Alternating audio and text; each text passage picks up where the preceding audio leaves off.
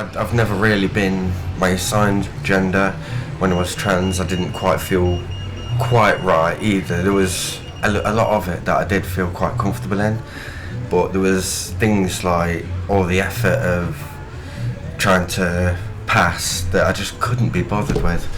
How I feel in my gender changes probably day to day, but also how I express my gender changes day to day. So some days I wake up and I feel more masculine, but I want to present more feminine, and they're connected and they do have a connection, but they're not the same. Like, they're definitely different. Because of my experience of being trans, of being non-binary, of being cis, when I sort of first started expressing as non-binary, I just started referring to people as they, them, until corrected otherwise, because that's just seemingly universal. But sometimes it can be belittling, especially for trans people, for the non-binary people who don't quite identify as fully non-binary yet. They're just like exploring. There's gender everywhere, and it's really hard to avoid. Bathrooms are a very obvious thing. You always have to pick a gender when you go to a bathroom, and there's a lot of things where it's like girls over here, boys over here, and I'm always like, what do I do? Just stand in the middle? And it's really annoying, and it's kind of built into our society, so it's really hard to counter that. It's actually really annoying.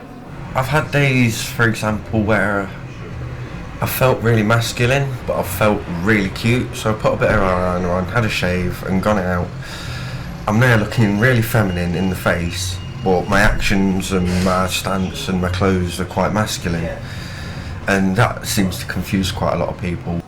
Don't assume gender all the time, and don't separate things by gender, because there's hardly ever a situation where things have to be separated by gender, and let people make their own choice. I went to one event where it was here are the bathrooms without urinals and here are the bathrooms with urinals, and rather than actually having gender markers on the doors, which was way nicer. People 40, 50 and higher, they just can't seem to quite wrap their head around it, because it's always been the binary, it's always been there's only two genders. From one of my transgender groups on Facebook, there's a lot of people who aren't comfortable with being out. They're only able to express themselves through these groups. They've still got their assigned gender photos, they're still running by the gender binary and keeping it all under, because they're not in any position. If they do, then it's bad news, a lot of game overs for them. The safe spaces on the internet are really important for people like that, to be able to express themselves, to be able to have somewhere where they're not going to go mad with stress and keeping everything under wraps. They can actually right. I think quite a lot of people just aren't aware of it, or they don't quite understand it, because a couple of people that I've mentioned that I'm non-binary to, I have to go, well, what is that? And have to have a whole conversation and explain everything to them. There's the what, can't you make up your mind whether you're cis or trans? Google is there. You can, I shouldn't have to have an hour-long conversation explaining who I am with you.